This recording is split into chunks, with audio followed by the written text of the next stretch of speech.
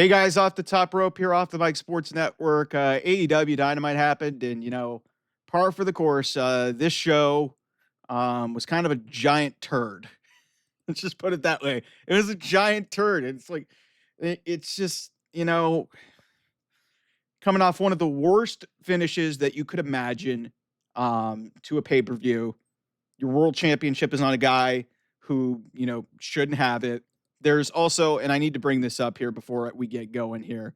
Um, and I haven't read the full report from Fightful Select, but I've seen snippets of it. Um, so apparently, the reason why AEW made the decision that they did is internally they have touted the success of the Death Riders and Moxley winning the title. They cited a disconnect with online fans. They claim that the company's live and DVR quarters, who even cites DVRs anymore? Come on, what are we doing? Have climbed throughout the year with Moxley as champion, peaking with the Moxley and Cobb street fight. That is bullshit. That is bullshit. You want to know why people got the viewership numbers for that? Because of that spot. Because of that spot. That's it. Like, nobody cares about this shit. The numbers have gone down consistently. Yeah, the attendance has kind of peaked a little bit because, there's been a couple things around it, but it's not because of the Death Riders. What? And so then coming off of that, you would think, okay, we're going to start with like some level of an explanation for what this alliance is, why the Young Bucks helped. So we get this pre-tape video package. Like he basically and Moxley says, yeah, I don't even recognize them. And, John Moxley speaking this gibberish about it being the greatest roster of pure talent ever assembled under one roof. But he's wondered why none of them could get their act together when it counts. And it's just like, okay, so we're burying your roster. This is the type of stuff that drives me insane. They're doubling and tripling down. They think that this is working. So then we do the other thing that really frustrates me about this. We go right into a match that was announced on the internet 2.5 hours before the show. John Moxley versus Katsuyori Shibata. Why Katsuyori Shibata is facing John Moxley, I have no idea. Moxley beats him in 5 minutes. Whatever. The Young Bucks come out. They explain why they attacked or why they cost Swerve Strickland the title. They basically said, "Hey, we did it for our buddy Hangman Adam Page because he didn't want." What? No real logical explanation was going to work, but that's piss poor creative. They said it was a peace offering for the Death Riders. Okay, so why were the documents being shredded up? Kenny Omega gets out there. He tells some story about a dog shitting, a dog pooping on the floor, and it leads to him sort of saying that's how you left this place after I came.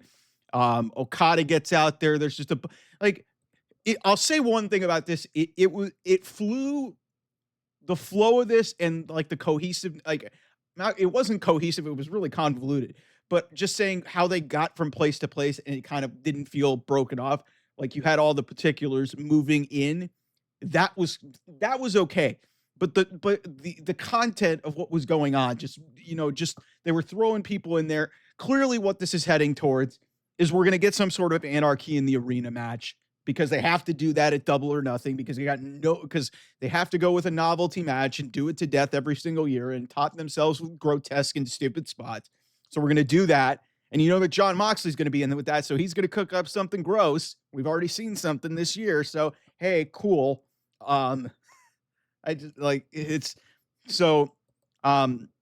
all that leads to Swerve beating Pac. And I guess Pac, this was a quick match. It looks like Pac hurt himself. He was not out for the main events angle. So another bad luck for Pac, but it's just like Swerve and Pac, like you had, let's put this in the context. And this is where everything is going wrong with AEW. The two guys who were in the main event of the pay-per-view went on first and second in this show. Wheeler Yuta, who I think is a fine wrestler, but there's no character to him. That guy's main eventing the show. What? That's where this problem is. It's like you're putting guys and you're just putting matches out there that are just ridiculous. So we did get something really cool with Hangman going into Swerve Strickland's locker room, basically pointing out to Nana, hey, I wasn't trying to help Swerve in that match. So he's still conflicted about how he feels about it, and he seemed to be remorseful. This is some good stuff. Nana was trying to say, hey, I've been thinking about it. I've been meaning to tell you. I didn't mean for this to be this way. And he cuts him off. So that was actually good. There's, like I said, here's the problem. The biggest issue for me is AEW, for so many different reasons, has bits and pieces of hope. Bits and pieces of hope mixed around just a bunch of nonsense. Like you got the Swerve and Hangman thing, which is just great. And these two guys should be fighting for the world championship at All In a Globe Life in July, but they're not going to. They're probably going to be a tag team, which, admittedly could be kind of interesting, but who gives a shit? This is the best feud that AEW's ever done, and they're pushing it down in the favor of the Death Riders. That's my frustration. We get some nonsensical match, an 8-man, explosive 8-man tag for $400,000. Because we need to put cash prizes to make these matches actually mean something. Will Ospreay, Mike Bailey, Kevin Knight, and Mark Briscoe take on Ricochet, Leo Rush, Action Andretti, and the Beast Mortos, because the Beast Mortos isn't everything. This was your typical high spot, bunch of bullshit. The financial part of this, just who cares? If you're going to make a story out of it, fine. But that was it. Basically, it was a means to just make this match make sense. I mean, Will Ospreay's fantastic. Kevin Knight actually has really impressed me. Mike Bailey's a lot of fun. And I love the Death Mark Briscoe, but this meant nothing. This meant nothing. There's no emotional investment. There's no story. It's just, hey, if you guys win, you get $400,000 to split amongst yourselves. Whatever. Ricochet actually too, I think, has been doing a nice job in the heel role that he is. Apparently there's this thing now that they do where if he is unattended and he gets snuck up on, guys will smack him on his bald head. So that was interesting. Apparently we needed Tony Schiavone to call out FTR on commentary because Tony Schiavone, it needs to get serious, because when he's not serious and he's just being a company, hype man on commentary, it's just and Tony Schiavone, invoked the name of Dax Harwood's daughter, which I thought was a little bit weird since, they're the heels. You better believe that Tony Schiavone might be taking a pile driver or something soon to, supplement this. We'll see. There's supposed to be something on Collision. Hurt Syndicate come out. They gloat about their whole win at the pay-per-view, because MJF comes out saying it was part of his thing. I thought this was interesting. He's saying, yeah, I didn't want to be in the Owen Hart Cup because I wanted to cut the line by being in the Hurt Syndicate. The Hurt Syndicate doesn't want anything to do with him. Lashley doesn't want anything to do with him. And basically they turn him down, and it leads one way or the other to just, I guess they're doing this, hey, will MJF align with the Hurt Syndicate or not? And with the Hurt Syndicate, seemingly being over with the fans. Listen, I like Bobby. I like MVP. I like Shelton. I love MJF.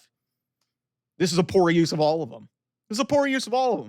Because first of all, Bobby Lashley should be in the world title picture if you're going to actually make him seem like he matters. Shelton Benjamin has really been performing well. MVP is as good of a manager as there is. And MJF, for all the bravado and all the talking, he has done absolutely, positively nothing. Nothing. He has done nothing of note since his feud with Will Ospreay. Zero. Absolutely nothing. Since he was the American champion. There is nothing. He won his Dynamite Diamond ring. He beat Adam Cole again in the feud that, should have never been resumed. There is nothing really of note or substance outside of the Will Ospreay feud since MJF returned from injury in the middle of last year. Nothing has happened. And this is the best they have for him? Are you kidding me? What? Get Chris Statlander versus Thunder Rosa. This was a short match. Chris Statlander gets the win. Tony Storm was on commentary for this. I have no idea how this is going to shake out in the women's tournament, but very interesting to note. Hey, we're getting Jamie Hayter and Athena's matches the two of the most over women in this tournament are getting put on Collision. They're getting put on Collision. And then here's the other part that's really ridiculous. Mercedes Moné, she was the only women's match and the only person to advance. She did that over the weekend. So now she gets a week off.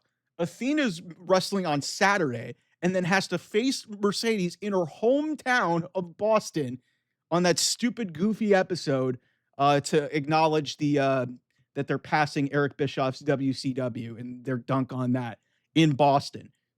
Gee, I wonder who's going to win that. And Jamie Hayter might be in the finals too, because she might end up facing Statlander. But, just, very telegraphed, very disappointing with the way they utilize some of their talent. That's the other issue that I have with this. Some talent just, get put in a different thing. So Adam Cole, good to see him win a championship. We'll see where that goes. We get this Chris Jericho segment, which was just bizarre. Chris Jericho apparently gets called out by Big Bill. They're tired, and Jericho just talks about being disappointed and just keeps smacking the TV over and over and over again, and he just leaves. And everybody's and I'll say this: the best part about this is Chris Jericho may be off our televisions for a while, because that's a blessing in disguise. But clearly, where I see this going, and I thought this was going to plant the seeds for something, is one way or the other. I think Big Bill's probably going to be Chris Jericho's opponent at All In. Not that I care. I actually think I actually think Big Bill has gotten over, and he's been a lot of fun. There's some problems in his past if you've paid attention to him, but this learning tree thing has gone on for far too long. This is a weird segment to waste time on. Whatever. It is what it is. We get a second segment with the Hurt Syndicate where Shelton Benjamin calls MJF little George Costanza and says he's kind of funny. So that was a little bit bizarre.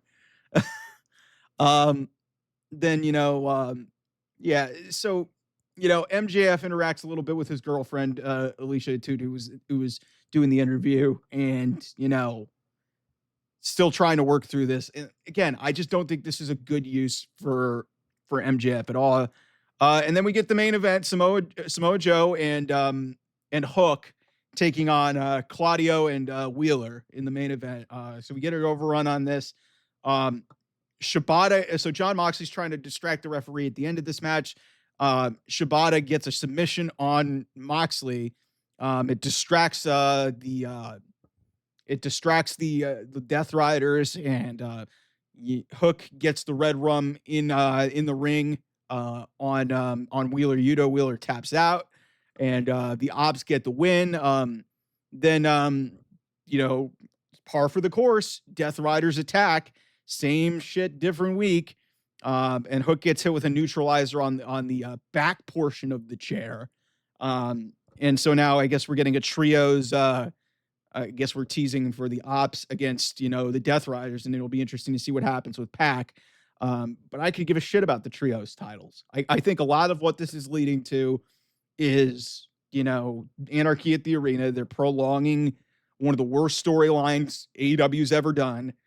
Because, hey, the Elite decided, hey, what we're going to do?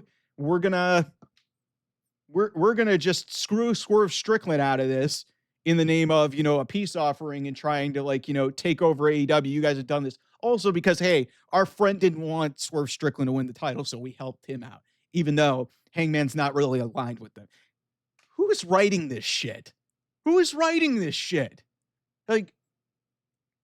Again, my frustration is the talent is there, but the creative writing in this company is so goddamn frustrating.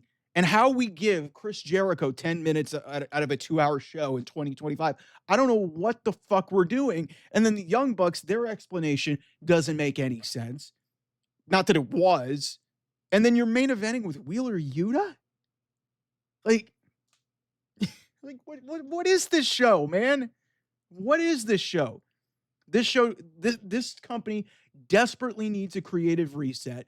It feels lifeless. It feels soulless. So bad that they had to put a $400,000 cash prize on a 8-man tag that made no sense whatsoever. That's it. That tells you where creative is right now. They're doing tournament matches, and those don't make any sense.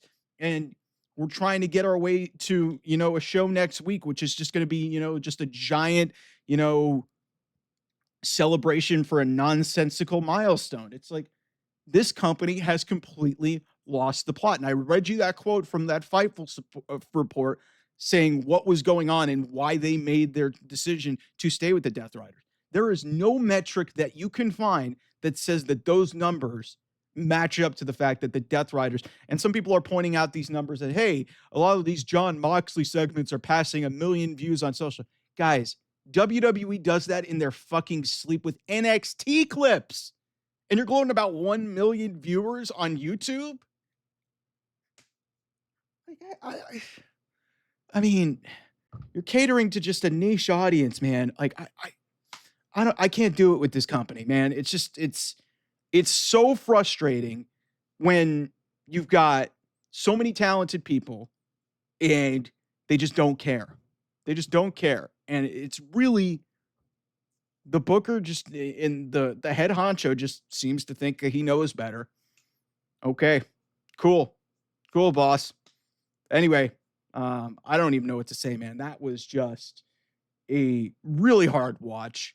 A lot of just stuff that didn't make sense, and it's just like the problem is they just don't care about doing the basic fundamentals of making what makes wrestling special. And that is, yes, the wrestling needs to be important, but the stories have to matter. These stories and these plot points and these loopholes do not make any sense. And when you are making matches where you are throwing fake cash prizes in, that tells me everything that you need to know, that you don't give a shit. They don't. They don't. Just frustrating, man. Anyway, thanks so much for watching. I'll see you guys soon. Bye-bye.